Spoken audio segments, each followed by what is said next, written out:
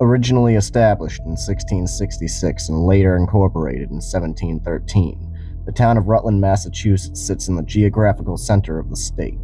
Almost as old as the country itself, the town has had a unique history since the first European colonists arrived to the area over 3.5 centuries ago. From multiple prison camps to tuberculosis hospitals and sanatoriums, and even a train collision, there seems to be no lack of interesting events or locations in this town, or graveyards. Hey everyone, I'm James. Welcome to Soul Survivor, a show where we look into the history of supposedly haunted areas and attempt to stay the night. Today I am in the old burial ground of Rutland, Massachusetts. Designated the first graveyard of the town in 1716, it has seen its fair share of unfortunate souls use its soil for their final resting place.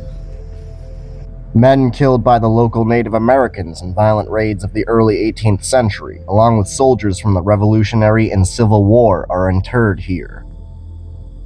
The burial ground holds 371 known graves. A fire destroyed the meeting house in 1830, which held most of the site's burial records, and time, as you can see, has not been kind. One interesting and tragic case would be that of Daniel Campbell, a Scottish-born immigrant who arrived in New England in 1716. On the night of Sunday, March 8, 1744, Daniel was murdered by Irish immigrant Edward Fitzpatrick, who worked as a farmhand on the Campbell farm. According to court records at the time, Fitzpatrick had informed Daniel Campbell that cattle had become loose in his barn, leading him to the back of the farmstead. Once inside, Fitzpatrick attacked Daniel, strangling and breaking his neck. Fitzpatrick dragged Daniel's body a short distance away from his home, burying him in a shallow grave of stones and logs. The reason for the murder being, he wanted to get his things. The epitaph reads, "Here lies buried the body of Mr. Daniel Campbell, born in Scotland, came into New England anno 1716, was murdered on his own farm in Rutland by Ed Fitzpatrick, an Irishman, on March 8th, Anno Domini 1744, in ye 48th year of his age. Man knoweth not his time." A rare instance where the names of both victim and killer appear on the same stone. Another notable location within the old burial ground would be the tomb of Reverend Thomas Frink, hidden here on the far side of the graveyard. Following the death of Joseph Willard at the hands of Native Americans in 1723, Thomas Frink was unanimously voted on to become the town's first official reverend. But due to disagreements among religious parties at the time, he would only go on to serve several short years before asking for dismissal. Frink went on to preach in Plymouth afterwards, and then finally Barry, which at the time was still part of Rutland. He spent the remainder of his life in town until passing away in 1777, being placed in the graveyard's only tomb. There's something else interesting worth mentioning about this tomb, though.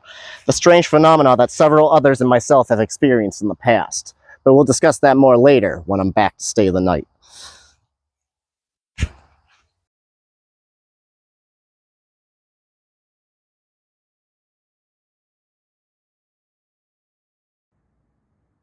Before I begin this nighttime excursion, I need a few things to set up a temporary base of operation.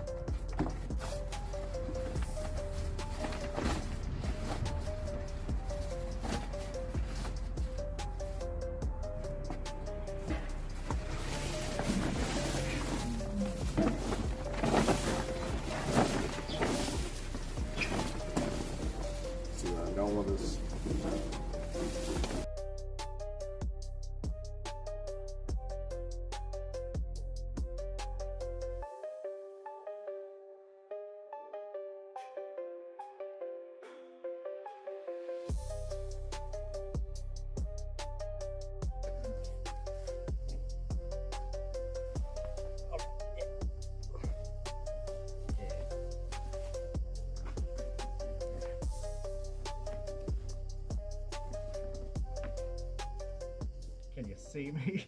Nope.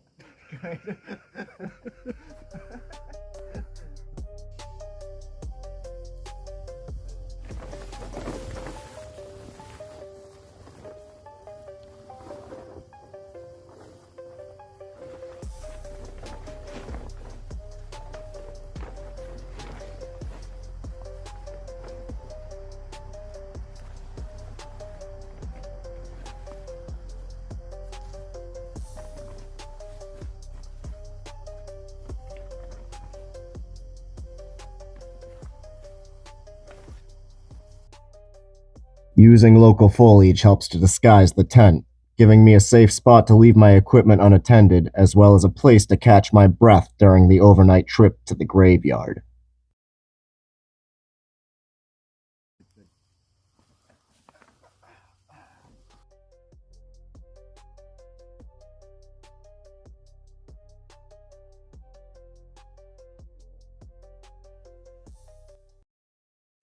The only thing left now is to wait for darkness to fall.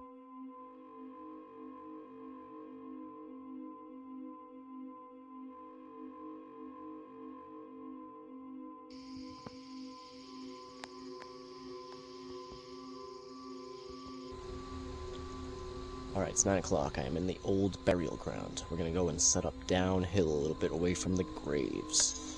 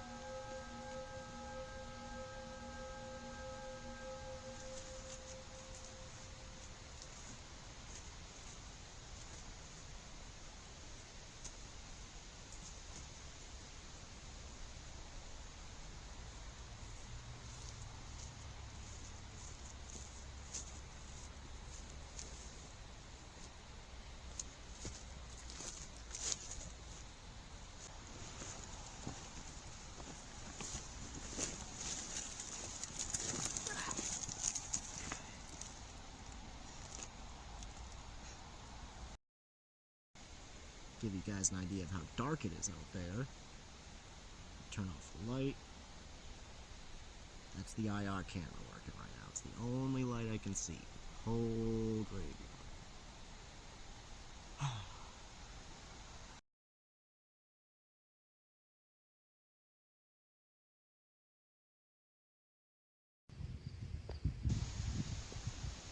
We'll kick it until 10:30, about 10 more minutes. Do our first patrol of the night. So the rules are, I'm to stay out here from 9 until 5, dusk until dawn. I cannot run out of here for any reason. I am to investigate any strange happenings, to be able to record it on film. I am out here by myself. Very minimal people know I'm out here. Very few people know that I'm out here. I got the audio recorder, got the IR camera, and this camera. Very, very basic amount of supplies. We didn't come out here ready to camp or anything like that. Alright, it's 10:30. Let's get this thing.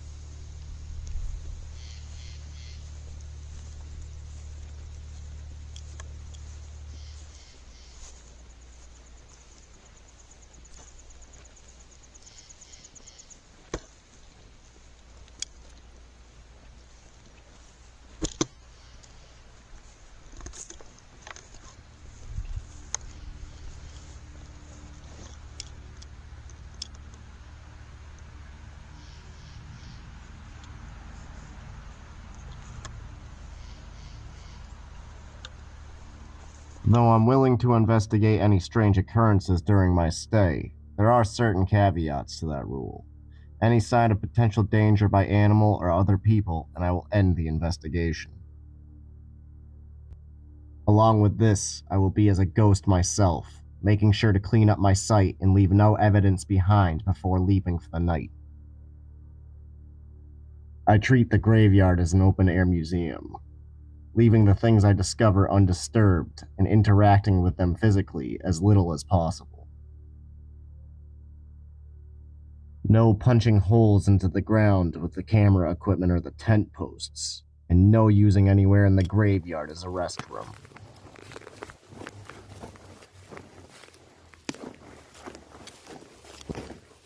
Absolutely nothing that can be interpreted as vandalism of any kind, and specifically in this case, no fire.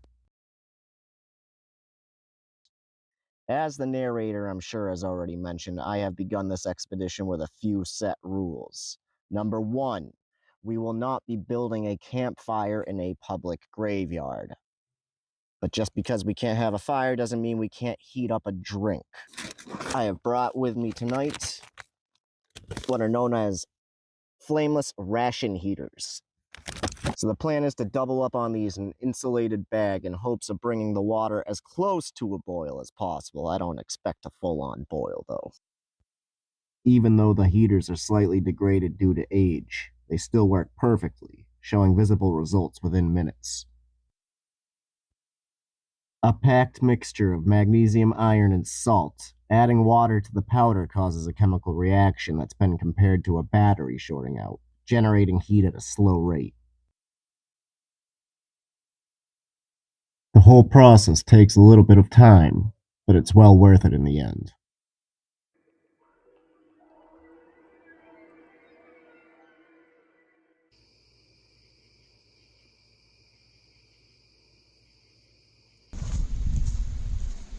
Once again, my name is James. As I said before to everybody else here, if anybody is here listening, I cannot hear you audibly speak to me.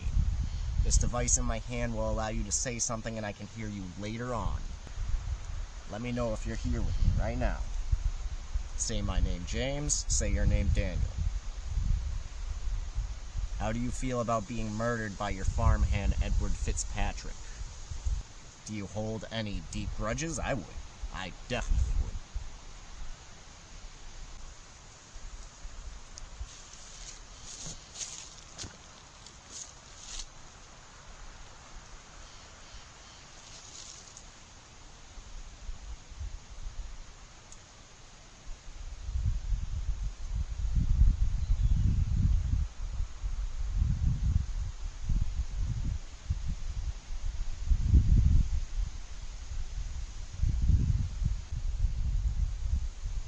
Okay, Mr. Campbell, I think that's going to be about it for the night. I appreciate your time and any response you have given me, if at all.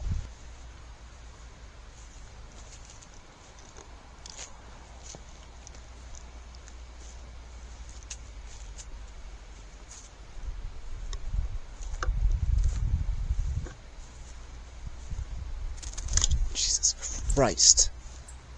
Birds.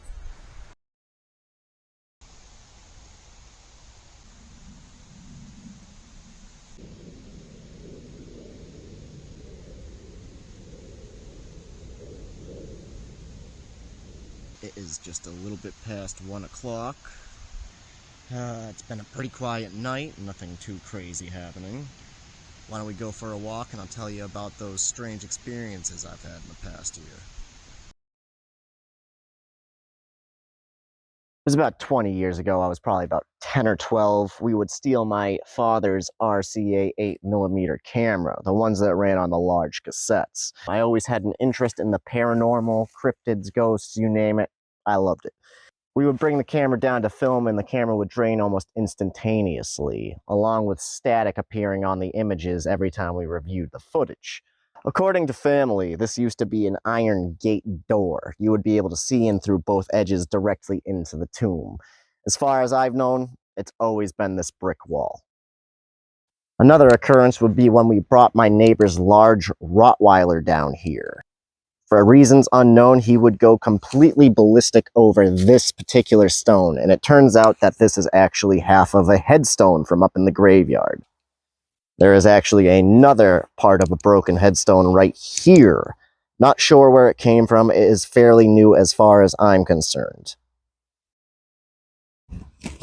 Even though it's still technically summer, it has drastically cooled off tonight. We are talking down in the 40s now. We're drawing close to 3 a.m., what's known to most of the world as the witching hour. Typically when ghosts and demons are able to break through the thin veil between their world and ours, making it easier for them to appear to us and communicate with us.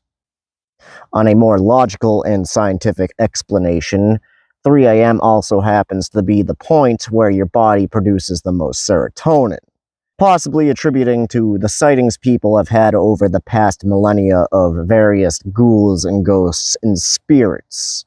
It's not a myth that many people die in their sleep about 3 a.m.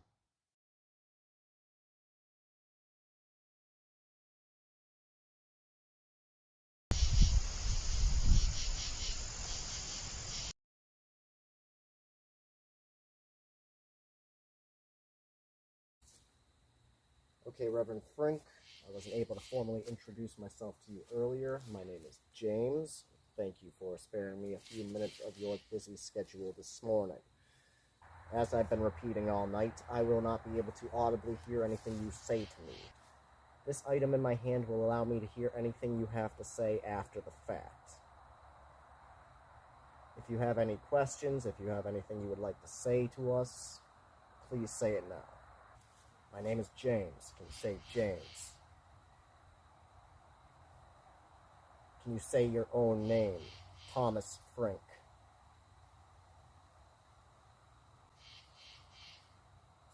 Anything you would like to say at all.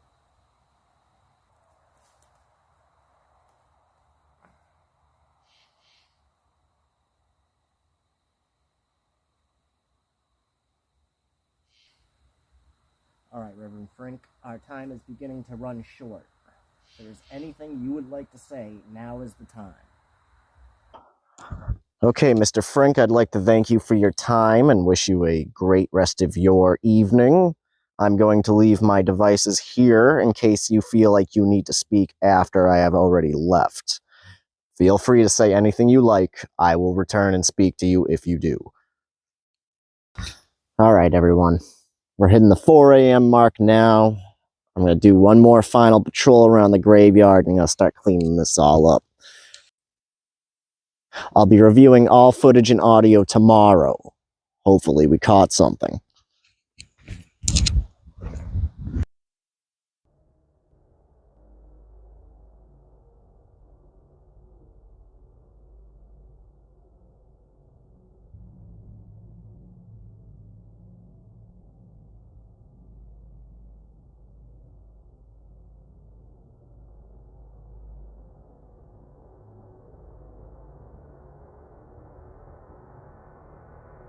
As the night comes to an end, my investigation wraps up without any notable encounters. While I didn't see or hear anything unusual, this first outing has been an interesting experience nonetheless. Now it's just a matter of checking all of the recordings, in hopes of finding any evidence captured there.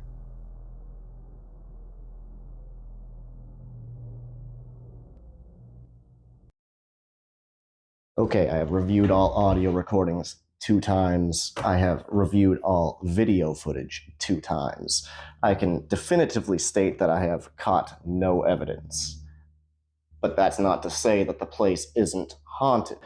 The thing about these investigations is you can't just go one time and hope to capture something. It may take going every single night of the year for the next 5 years, and you may still not catch something.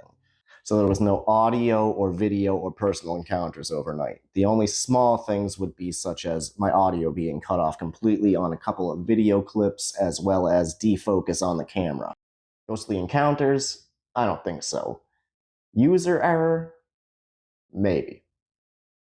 Lack of captured evidence won't deter me, though. I completely intend on further investigation of the old burial ground at a further date, as well as bringing you new investigations here on Soul Survivor. See you next time.